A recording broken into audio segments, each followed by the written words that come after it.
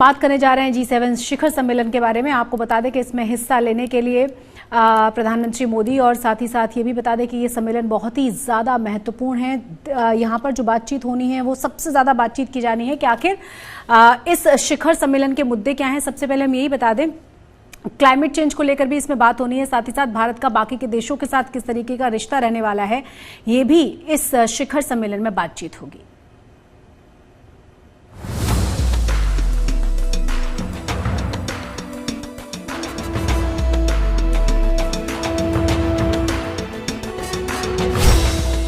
चुनौतियों से जूझ रहे विश्व को विकल्प के नए रास्ते देने के लिए पर्यावरण, ऊर्जा और जलवायु परिवर्तन जैसी समस्याओं से निपटने के लिए कल से 48वां G7 शिखर सम्मेलन जर्मनी में शुरू हो रहा है।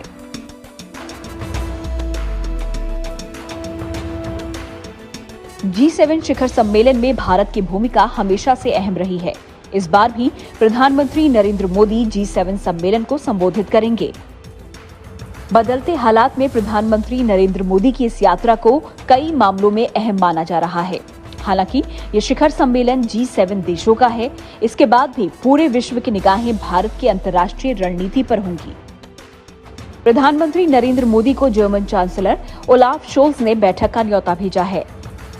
बैठक में भारत के अलावा अर्जेंटीना, इंडोनेशिया, सेनेगल, दक्षिण अफ्रीका जैसे देश भी हिस्सा लेंगे। इस बैठक में यूक्रेन संकट, ऊर्जा सुरक्षा और खाद्य सुरक्षा को लेकर विशेष रूप से चर्चा होने की उम्मीद है।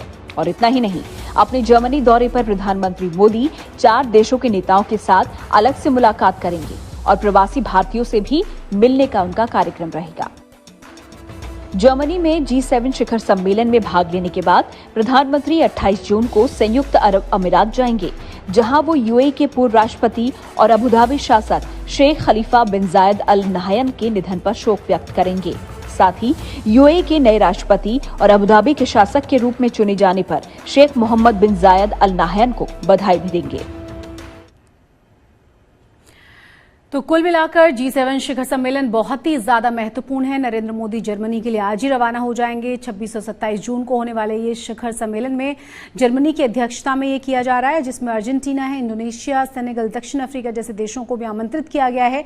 विदेश मंत्रालय ने बताया यह है कि जर्मनी की यात्रा के दौरान प्रधानमंत्री मोदी 2 सत्रों को संबोधित करने जा रहे हैं। जैसा कि मैंने कहा कि इसमें क्लाइमेट चेंज यानी पर्यावरण के बारे में बहुत जबरदस्त तरीके से विस्तृत बातचीत होनी है। ऊर्जा पर बात होगी, जलवायु पर बात होगी, खाद्य सुरक्षा पर बात होनी है, स्वास्थ्य और लैंगिक समानता पर, साथ ही लोकतंत्र जैसे विषयों पर चर्चाएं होनी हैं। तो कुल मिलाकर भारत के लिहाज से भी ये शिखर सम्मेलन बहुत ज्यादा महत्वपूर्ण है। अब हम बात कर लें नरेंद्र मोदी की गुजरात दंगों से जुड़े हुए जाकिर जाफरी वाले केस की, क्योंकि आपको बता दें कि उस पूरे मामले में क्लीन चिट कल ही मिल चुकी है प्रधानमंत्री नरेंद्र मोदी को, और उसके बाद गृहमंत्री अमित शाह ने इस मामले पर चुप्पी तोड़ी है। समाचार एजेंसी एनआई से खास बातचीत में अमित शाह ने कहा है कि पीएम नरेंद्र मोदी भगवान शंकर की तरह विष पीते रहे। अमित शाह ने कहा कि पीएम मोदी 19 साल तक बिना कुछ बोले सब कुछ सहते रहे।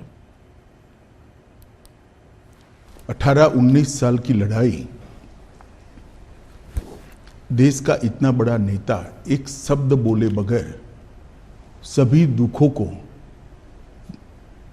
भगवान शंकर के विषपान की तरह गले में उतारकर सहन कर कर लड़ता रहा, और आज जब अंत में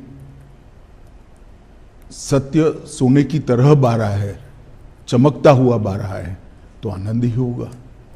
मैंने बहुत नजदीक से मोदी जी को इस दर्द को झेलते हुए देखा है, इस आरोपों को झेलते हुए देखा है, और सब कुछ सत्य होने के बावजूद भी क्योंकि न्यायिक प्रक्रिया चालू है, हम कुछ नहीं बोलेंगे। इस स्टैंड को कोई बहुत मजबूत मन का आदमी ही ये स्टैंड ले सकता है कि कुछ लोगों ने उस आरोपों को पॉलिटिकली मोटिवेटेड तरीके से लगाया था। To keep the pot boiling कहा। हाँ, वेस्टेड इंटरेस्ट। कौन थे वो आपके हिसाब से? नाम मैं बताता हूं बाद में। और तीसरा, इससे भारतीय जनता पार्टी की सरकार पर जो धब्बा लगा था वो भी धुला है, और मोदी जी जैसे वैश्विक नेता पर जो गलत आरोप लगाए थे, मैं मानता हूं कि लोकतंत्र के अंदर मोदी जी ने संविधान का सम्मान कैसे हो सकता है, इसका एक आदर्श उदाहरण सभी राजनीति में काम करने वालों लोगों के सामने करा है। मोदी जी की भी पूछताछ हुई थी, किसी ने धरना प्रदर्शन नहीं करा था। देश भर से कार्यकर्ता आकर मोदी जी के समर्थन में सॉलिडारिटी के लिए खड़े नहीं हुए थे। हम कानून को कोऑपरेट किए थे। मेरी भी अरेस्ट हुई थी, कोई धरना प्रदर्शन नहीं करे थे। और जब सत्य इतनी लंबी लड़ाई के बाद बाहर आता है विजयी होकर, तो सोने से भी ज्यादा उसकी चमक होती है। और मुझे बहुत अच्छा लग रहा है कि आज जिन लोगों ने भी मोदी जी पर आरोप लगाए थे, अगर उनकी अंतरात्मा है तो उन्होंने मोदी जी की और भारतीय जनता पार्टी की क्षमा मांगनी चाहिए।